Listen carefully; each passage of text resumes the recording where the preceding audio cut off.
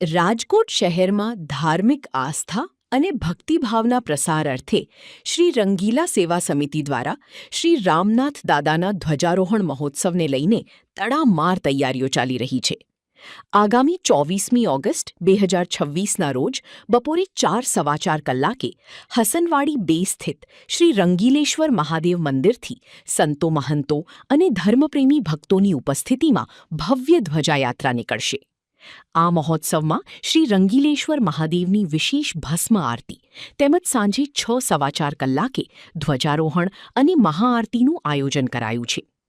આ પાવન પ્રસંગે જોડાનાર 2000 જેટલા ભક્તો માટે ફરાળી પ્રસાદમાં પીટીસ વિતરણનું પણ આયોજન કરાયું છે.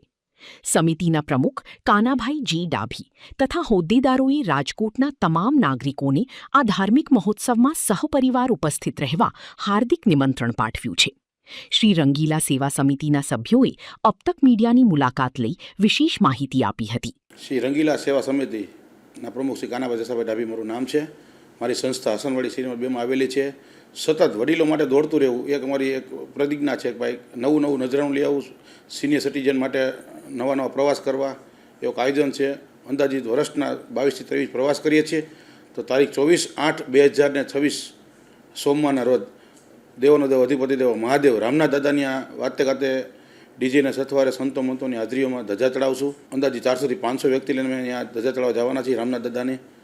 ત્યારબાદ હસનવાડીમાં આવેલું અમારું રંગીલેશ્વર મહાદેવ અહીંયા ધજા ચડાવશું, રંગીલા હનુમાનજી ધજા ચડાવશું અને તમામ ભાવિ ભક્તો માટે પેટીસનો ફરાર રાખેલો છે. તો મારે ધર્મપ્રેમીઓને રાજકોટવાસીઓને બધાને પધારવા મારું ભાવભર્યું આમંત્રણ છે.